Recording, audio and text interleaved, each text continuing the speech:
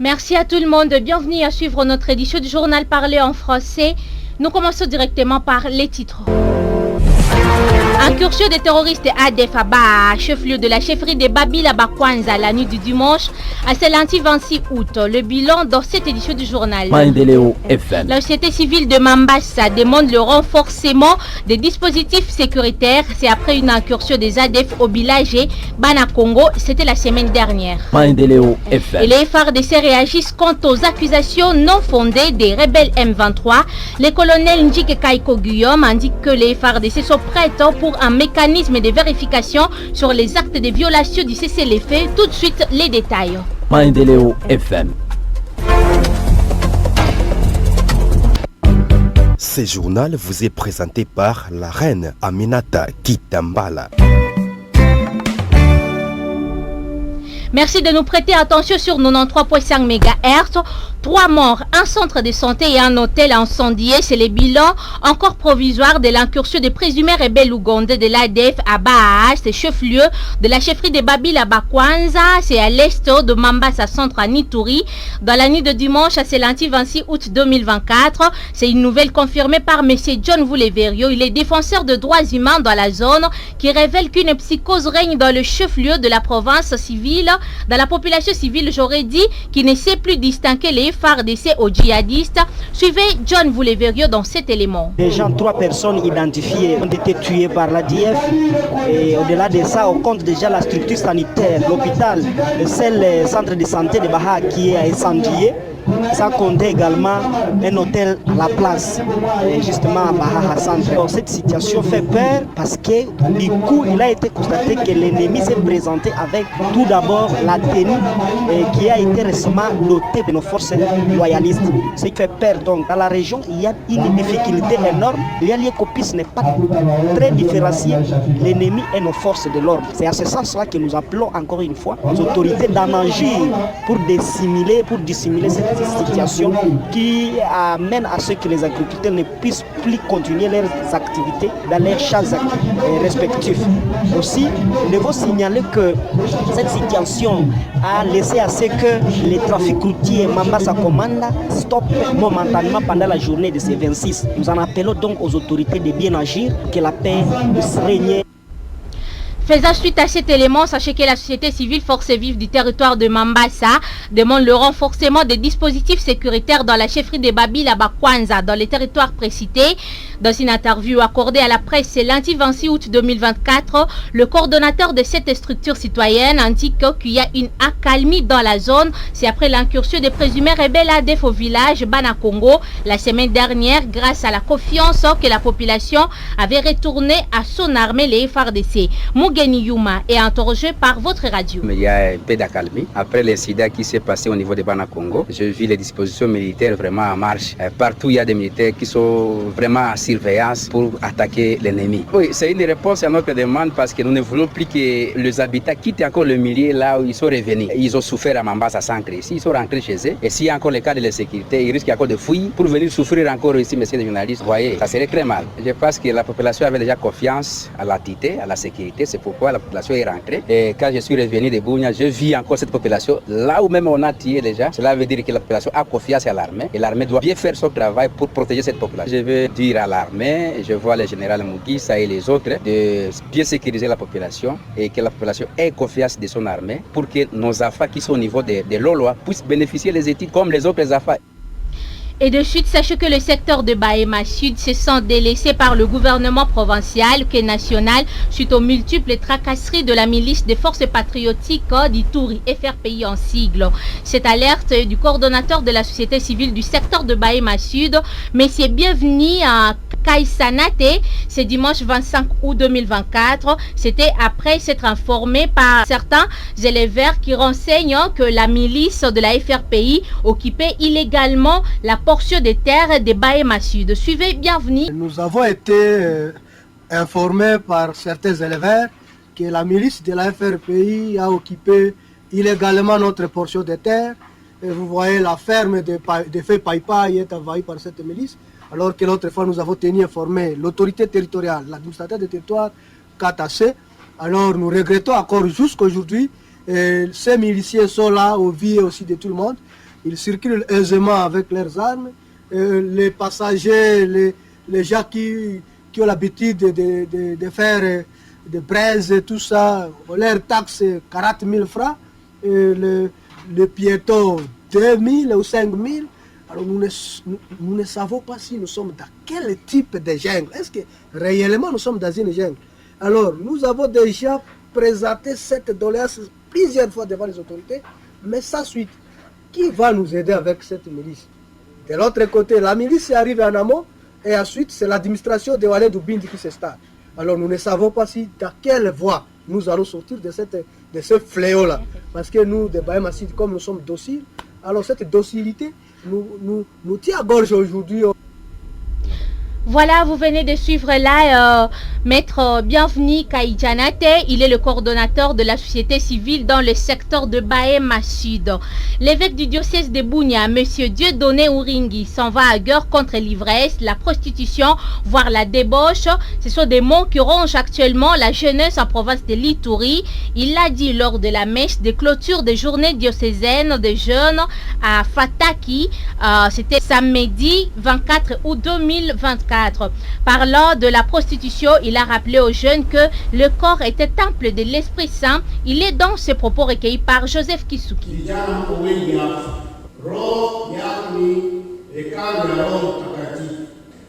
Jeunes, vous êtes nombreux ici. Votre cœur, c'est le temple de l'Esprit Saint. Alors pourquoi tu suis ton corps, qui est le temple de l'Esprit Saint? Mais toi, jeune, tu suis le temple de l'Esprit Saint.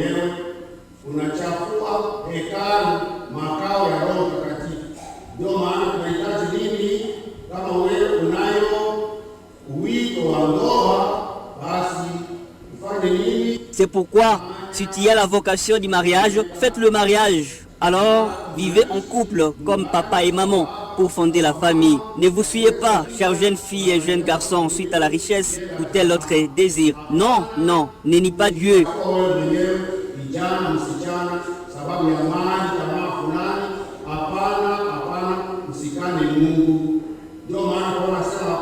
Les gens vivent dans la débauche, la prostitution. Ce sont là les fruits de Satan. Et concernant l'ivresse, il a appelé les jeunes que l'ivresse est un manque de respect pour soi-même. Il revient encore une fois. Parmi vous, les jeunes, voire les vieux, boivent et s'enivrent et marchent comme des porcs. Au lieu d'aller debout, ils marchent à titibant, car ils obéissent sans maîtrise.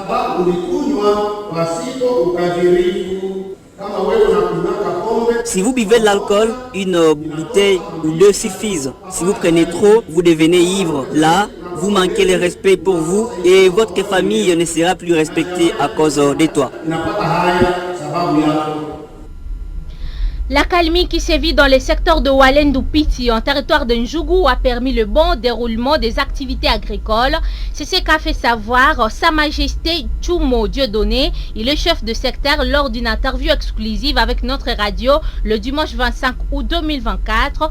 Cette autorité administrative rassure que la ville de Bunia sera inondée des produits champêtres venus de ce secteur. Il s'est confié à Joseph Kisuki. Dans mon secteur, la situation est généralement calme. Donc c'est ce qu'on appelle la calmie. Mais pour moi, comme chef de l'entité, ce n'est pas mon souhait parce que pour moi, il faut la paix totale et revenir sur l'ancienne valeur où il y avait la cohabitation pacifique intercommunautaire. Depuis que nous sommes au pouvoir, nous avons fait ce que nous devons faire. Il y a déjà aussi à 50% ce qu'on appelle la cohésion sociale et la cohabitation intercommunautaire. C'est déjà un pas. Le développement, notre identité, par rapport à notre activité économique, nous sommes appelés des peuples agriculteurs. Donc à ce secteur de Walendu Piti, ce sont des agriculteurs. Malgré les conditions qui sont en train de vivre là-bas, les gens cultivent bien. Vous allez voir cette saison agricole, la ville de Bunia sera inondée de produits agricoles, haricots, tout ça, pommes de terre qui viendront de la région de Bandroma.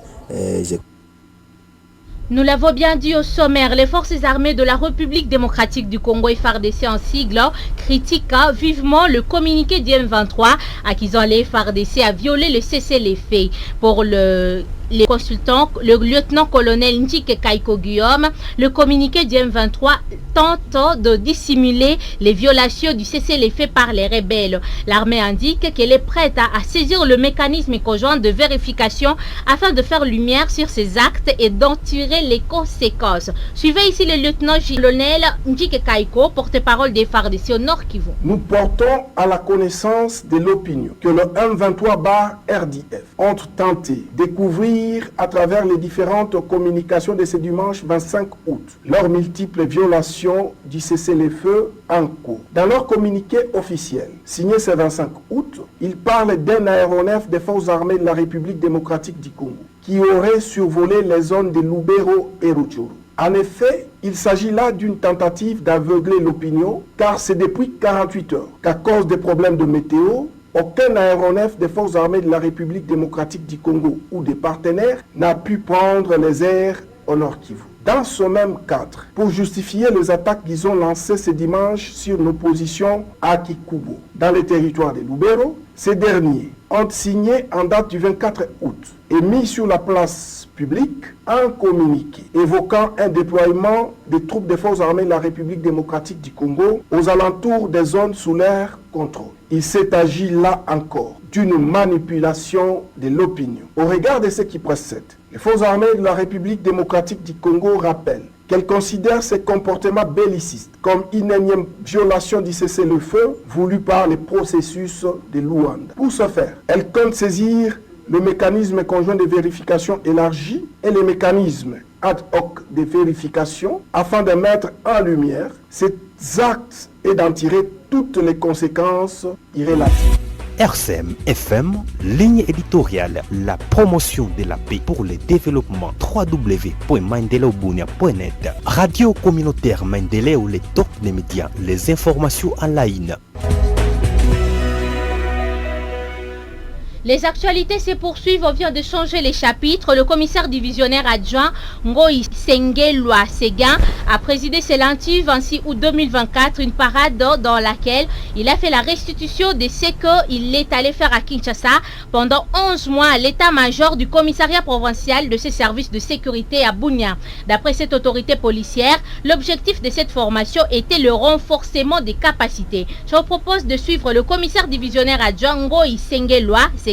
Il est au micro des choses pas à Jorkim. Oui, j'ai commencé par présider une parade ce matin. C'est une parade de reprise, justement 11 mois après avoir été absent de Bunia pour une raison de formation à Kinshasa avec un passage de voyage d'études en Chine. Il était donc de mon devoir de commencer par présider cette parade qui, au fait, a constitué une sorte de restitution de ce que nous avons été faire à Kinshasa et en Chine, et aussi intérimaire dans la gestion de la sécurité de province, avec des échéances électorales, par exemple, bien gérées. Et aussi, c'était une occasion de les exhorter à toujours mieux faire. Avec ma reprise, donc oui, c'est l'objectif même de la formation, c'est le renforcement de capacités et l'application de ce qu'on a été apprendre sur le terrain. Sinon, la formation ne servirait à rien. Et je pense que je m'efforcerai à faire ce que j'ai été apprendre à Kinshasa, en Chine, comme je venais de le dire. C'est toujours compter sur moi, comme ils l'ont toujours fait. Nous avons toujours travaillé en interaction avec la population. Mon action doit bénéficier de l'apport de la population. Il n'y a pas une réussite de mon action si la population ne m'appuie pas. Je compte sur cette population pour m'accompagner. Comme cette population doit aussi compter sur moi. Toutes les batteries sont déjà mises en œuvre pour le démarrage effectif de l'année scolaire 2024-2025 au complexe scolaire Prévaloir Bunia, situé au quartier Oho en commune Bunia. Entrée Hassan, le préfet des études l'a dit ce lundi 26 août 2024 au micro de votre rédaction, en rassurant aux parents pour cette année scolaire qu'il y aura une innovation radicale dans la qualité de l'enseignement, la discipline et sur le plan infrastructurel. Il est au micro de Batizachi. Nous avons le plaisir d'annoncer aux parents que tout est mis en œuvre pour débuter l'année scolaire 2024-2025 au complexe scolaire Prévaloir. Les inscriptions continuent et les enseignants sont déjà mieux outillés et préparés pour que nous puissions commencer l'année scolaire avec nos enfants dans toute douceur. Par rapport aux innovations, nous voulions signaler aux parents que prévaloir d'hier, ce ne sera pas prévaloir de demain. Les innovations en termes de la discipline, qualité de l'enseignement qu'il faut améliorer à tout prix. Et c'est cela notre cartouche de cette année ici, sur la qualité de l'enseignement que nous allons donner à nos enfants. Dès le premier jour, le 2 septembre donc, nous sommes prêts déjà pour accueillir et commencer avec ce nouvel élan. Prévaloir, c'est la discipline, c'est la formation, c'est le progrès. Ça se montre. Avant de citer cette édition du journal, sachez que le Conseil territorial de la jeunesse du territoire de Ndjougou demande aux jeunes d'utiliser rationnellement leur téléphone pour ne pas contribuer à l'insécurité à travers de messages de haine sur des réseaux sociaux. Dans un entretien exclusif avec la radio communautaire Maendeleo, Christian Ngabou, président de ces conseils, lors de la journée diocésaine des jeunes à Fataki, a noté que ces messages de haine sont à décourager. Il est dans ces propos que nous vous donnons. Les jeunes doivent savoir que ce n'est pas seulement ceux-là qui ont les armes qui tuent, ceux-là qui ont seulement les machettes qui tuent. Mais nous aussi, nous qui tenons, qui avons des téléphones Android sur les réseaux sociaux, certains d'entre nous, les jeunes, sont en train de tuer aussi. Parce qu'il y a des messages de haine qui sont en train d'être commentés, envoyés. Il y a des audios, il y a des vidéos qui sont en train d'être créées par certains des jeunes. Nous décourageons cela. À cette occasion, les jeunes doivent découvrir que la paix ne reviendra pas de l'Europe, la paix reviendra de nous-mêmes. Et cette rencontre aujourd'hui, c'est déjà un pas en avance. Voilà, merci beaucoup. Et sans transition, nous allons parler des actualités sportives avec Jospin Ouajorkim. Voilà, merci, et c'est la fin complète de cette édition du journal. Mais avant de vous quitter, les rappels des grands titres. Incursion des terroristes à Adefaba, chef-lieu de la chefferie de Babila Bakwanza, la nuit du dimanche à Selanti 26 août. Le bilan, vous l'avez suivi dans cette édition du journal. La société civile de Mambasa demande le renforcement des dispositifs sécuritaires. C'est après une incursion des ADF au village Banakongo la semaine dernière. Les FARDC réagissent quant aux accusations non fondées des rebelles M23 sur Nord Kivu. Le colonel Ndjike Kaiko Guillaume ainsi que les FARDC sont prêts pour un mécanisme de vérification sur des actes de violation du cessez-le-feu. Vous avez tout suivi dans cette édition du journal. Je voulais présenter la reine Aminata Kitambala.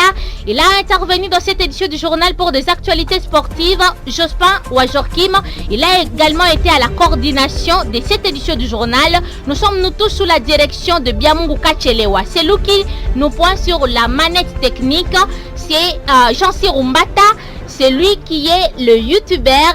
C'est David Sissilema. Portez-vous bien. Vous a été sponsorisé par Vidovide. Vidovide, un grand secret de la bonne santé. Le thé de cacao prévient plusieurs maladies. Élimine le stress, fatigue, rajeunit le corps ainsi que l'anxiété. Vidovide, disponible partout au marché de la RDC.